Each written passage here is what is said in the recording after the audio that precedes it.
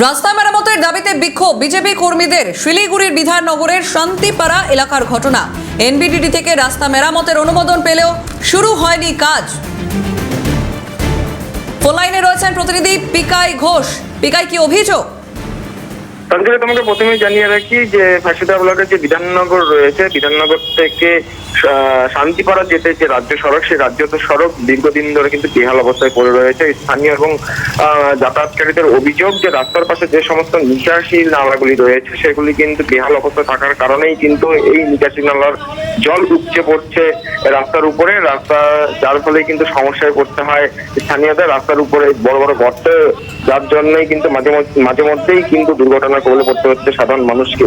তবে এই বিষয় নিয়ে বিধাননগর 1 নম্বর গ্রাম পঞ্চায়েতের প্রধানকে এবং পঞ্চায়েত অফিসে গিয়ে তারা স্মারকলিপি দেওয়ার পরেও কোনো রকম ভাবে কোনো উদ্যোগ নেওয়া হয়নি রাস্তা মেরামতের। অবশেষে গ্রামবাসী এই সংঘবদ্ধ হয়ে বিধাননগর 1 নম্বর মন্ডলের সভাপতি এবং বিজেপি কর্মীরা কিন্তু একত্রিত হয়ে বিক্ষোভ দেখাতে শুরু করে। তাদের দাবি অবিলম্বে 15 দিনের মধ্যে যদি এই রাস্তা মেরামতের কাজ যদি না শুরু করা হয় তাহলে কিন্তু বৃহত্তর আন্দোলনে নামবেন বিজেপির কর্মী সমর্থকেরা। অপরদিকে বিধাননগর 1 নম্বর গ্রাম পঞ্চায়েতের প্রধান যিনি রয়েছেন তিনি কিন্তু পরিষ্কার জানিয়েছেন যে এই রাস্তাটি মেরামতের জন্য এনবিডিডির পক্ষ থেকে যে কাজ কিন্তু শুরু করার জন্য ওয়ার্ক অর্ডার কিন্তু ইতিমধ্যেই তৈরি হয়ে গেছে। তবে এনবিডিডি কেন কাজটি করছে না সেই বিষয় নিয়ে তিনি কিন্তু কিছু বলতে পারছেন না। তবে যাতায়াতের জন্য আর্থ রিমুভার লাগিয়ে এই রাস্তাটি কিন্তু আপাতত মেরামত করে দেওয়া হবে, যাতায়াতের জন্য কোনো সমস্যা যেন না পড়ে সাধারণ মানুষ, সেই কথা মাথায় রেখে। তবে এখন দেখার বিষয় যে এই রাস্তাটি পঞ্চায়েতের পক্ষ থেকে করা হচ্ছে না এনবিডিডির পক্ষ থেকে করা হচ্ছে, সেদিকে তাকিয়ে রয়েছে এখানকার